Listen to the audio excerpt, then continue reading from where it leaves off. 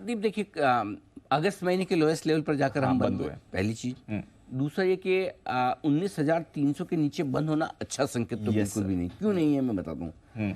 37 trading session के बाद आप 19,300 के नीचे बंद हुए। 37 ट्रेडिंग सेशन, 37 ट्रेडिंग सेशन का मतलब करीबन 1.5 से 2 महीना हो गया आपका, एक तरह से 6-7 हफ्ते हो गए, राइट। नंबर ऑफ सेशंस बता रहा हूँ, नंबर ऑफ डेज नहीं बता रहा, ठीक है। तो उसके बाद आप 19,300 के नीचे पहली बार बंद हुए आज। इसलिए आपके लिए ये बहुत इंपॉर्टेंट है कि आप 19,300 को होल्ड कर पाए। और वीकली क्लोजिंग आपकी 19,300 के नीचे हुई, अब 30-35 पॉइंट ही नीचे हुई, तो आप कई बार ऐसा होता है ना, एक आध दिन बाजार नीचे बंद हो जाता है, आपको लगता है फॉल्स ब्रेकडाउन हुआ है, वो वापस से ऊपर हो जाता है। सो ये बहुत क्रूशियल है कि आप 19,300 के आसपास और इसके ऊपर बंद हो, इसके नीचे बंद होना ठीक नहीं है ना। दूसरा एक इंटरेस्टिंग डेटा है वीकली क्लोजिंग के लिहाज से, हम लगातार 5 हफ्ते हो गए जब हम नेगेटिव बंद होते दिख रहे हैं। और ऐसा कांड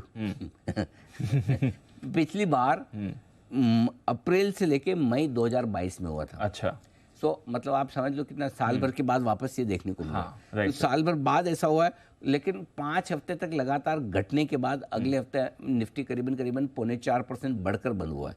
5 हफ्ते जब गिरा था, हाँ, उसके बाद 4.5%। हालांकि अभी मुझे आपको ऐसा कोई रीजन तो नहीं दिख रहा कि जिस वजह से आप ये कहें कि इस हफ्ते जब हम एक्सपायरी खत्म कर लेंगे मंथली, शुक्रवार को हम 19,550 या 19,650 के ऊपर बंद होंगे, ऐसा लग तो नहीं रहा अभी तक, तो ऐसा कोई संकेत है नहीं। Let's see. और जो बैंक निफ्टी में लगातार 4 हफ्तों का फॉल है, वो जनवरी 2022 से फरवरी 2000, यानी कि ये तो 1.5 साल बाद अब हुआ है कि बैंक निफ्टी बंद हुआ है। उसके बाद वाले हफ्ते में बैंक निफ्टी 5.5% भागा है। अच्छा। तो ये बहुत इंटरेस्टिंग है कि कुछ हद तक निफ्टी और बैंक निफ्टी ओवरसोल्ड हो चुके हैं। आई थिंक लास्ट वीक ये बैंक निफ्टी में एक अटेम्प्ट भी आया था एक ब्रेकआउट करने का, बट वो सस्टेन, बैंक निफ्टी ने कोशिश की थी 45,000 तक पहुंचने की, रुक नहीं पाए, टिक नहीं पाए, और 44,600 के ऊपर बंद नहीं हो पाए। सो आई थिंक ये इंटरेस्टिंग चीज है। बट हो सकता है वीकली एक्सपायरी के, मंथली एक्सपायरी के हफ्ते में हम जा रहे हैं,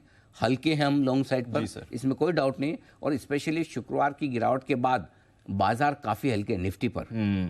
और अभी तक आपको पिछले हफ्ते बैंक निफ्टी की आउट परफॉर्मेंस दिखी है, कोई बड़ी बात नहीं। आज निफ्टी आउट परफॉर्म करने की कोशिश करे। अच्छा। हाँ, कोशिश करने के 2 कारण हो सकते हैं। पहला ये कि रिलायंस की एजीएम है, तो आज रिलायंस एजीएम के पहले तो कम से कम और नहीं घटना चाहिए, क्योंकि कमजोर होकर एजीएम में जा रहा है। Correct sir. तो दूसरा ये कि एजीएम में सबका फोकस इस चीज को लेकर है कि जियो फाइनेंशियल के आगे क्या प्लान आता है। क्योंकि सबको एक तरफ जो लोग बुलिश है वो ये सुनना चाहते हैं कि जियो आगे करेगा क्या, है ना।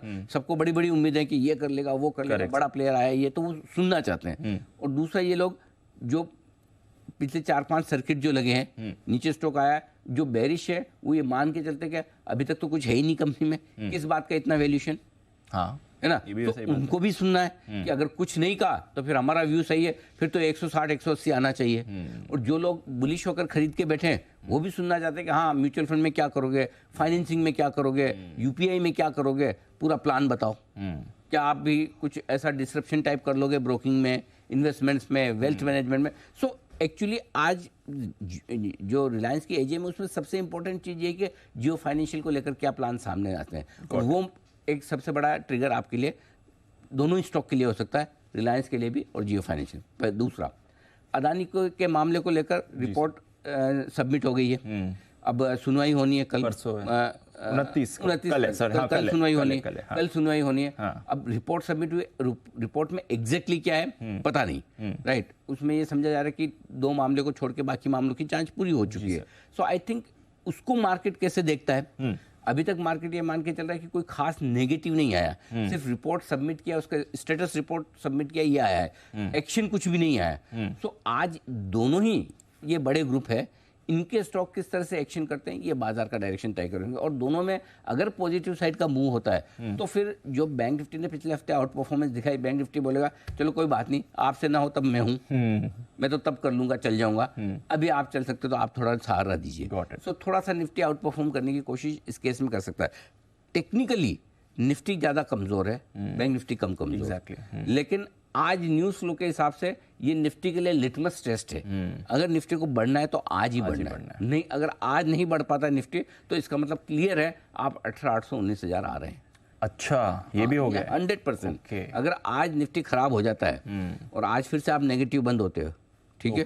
और अगर 19,200 के नीचे बंद होते हो तो दीप 18,800 19,000 आना ही है आपको। अच्छा। हाँ, फिर कोई चारा नहीं है आपके पास।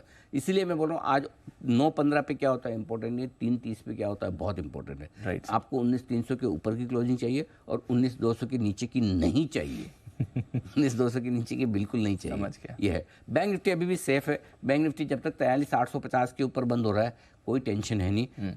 44,500 44,600 के ऊपर बंद होगा तो मजा आ जाएगा, वैसा है। सो दोनों तरफ पिलर के इधर 44,500 के ऊपर बंद होने पर और तेजी बनेगी, 43,850 के नीचे बंद होने पर थोड़ी कमजोरी बढ़ सकती है, ये ध्यान में रखें। Got it. चलिए, तो ये है आपके लिए पूरा का पूरा सेटअप जहां तक बाजार के एक्शन का सवाल है। ऑफ कोर्स इस हफ्ते एक्सपायरी, ये भी बड़ा फोकस रहने वाला है। लंबी एक्सपायरी रही है, 5 हफ्ते का आपने एक्शन देखा है, तो वो सवारी आएगा। चलिए सर, फिर आज का सेटअप समझते हैं, बताएं क्या करना है। पहले आज की कमेंट्री में दे दूं कि जैसा मैंने कही कि आपको 19,300 के ऊपर बंद होना ठीक है। बैंक निफ्टी अभी भी सेफ जोन में है और रिलायंस और अदानी ग्रुप के शेयरों का मूव आज बाजार का मूड डिसाइड करेगा। ग्लोबल संकेत पॉजिटिव साइड पर है, इंडाइसेस के लिहाज से देखें, और एशिया भी रिएक्शन दे रहा है तेजी की तरफ। हल्की फुल्की खरीदारी आपको गिफ्ट निफ्टी में भी नजर आ रहा है। थोड़ा मूड ठीक है, थोड़ा मूड ठीक है, बुरा नहीं है कम से कम। Right sir.